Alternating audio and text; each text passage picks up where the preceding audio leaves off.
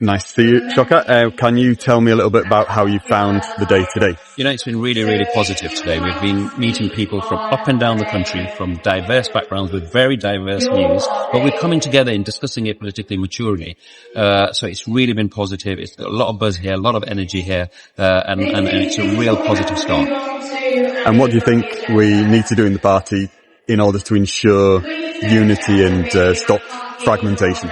Look, there's no secret that, you know, the journey to this point hasn't been without its challenges. You know, it hasn't been the most auspicious of start, but founding any political party or founding any organization for that matter is always going to be challenging. If we go back to the beginning of the Labour Party, that was full of challenges. In fact, 150 years later, there's still challenges when there's briefings against the Prime Minister on a daily basis. So these things happen.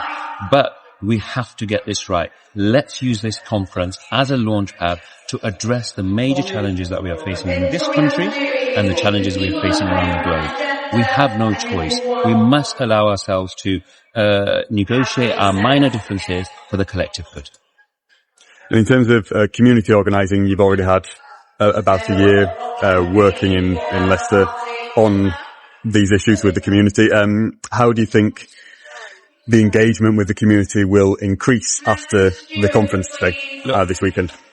At the last election, a lot of people came to me and asked me, why are you going as an independent? It's much better to be part of a political system. At that particular juncture, I felt that there were two reasons why I had two statements I needed to make by going independent. One is to establish to the people on the street, those that felt disenfranchised, those without voice, that you can make a difference. That you can do it. If I can do it, somebody with no political background, official political background can do it, you can do it. And secondly, the political parties needed to listen to the people's voices, votes that they had taken for granted for so many years and so many decades. And that's why at that particular time we had to go independent. Now in Parliament, we've been very effective as an independent alliance. We worked incredibly well, incredibly cohesively, and incredibly structurally together as well, strategically together as well. Now, the future, I see the challenges that we're facing. I see the rise of the far right. I see the depth of austerity that's happening in this country. I see genocide happening across the world.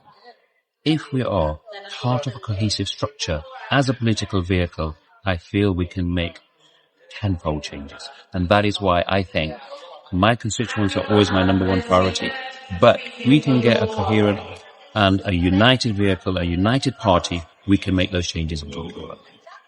And finally, what would you say is your main hope coming out of this weekend? I would say, A, unity. B, a clear vision for what the future looks like. And number 3, that everybody goes away from this thinking that this is a party that we can get behind. Excellent. Is there anything you'd like to add? No, it's just thank you so much for everybody who's been here. Stick with us. We know it's not been the perfect start, but we have too many issues around the world and in our countries and on our streets that we need to address, and together we can do it much better and united.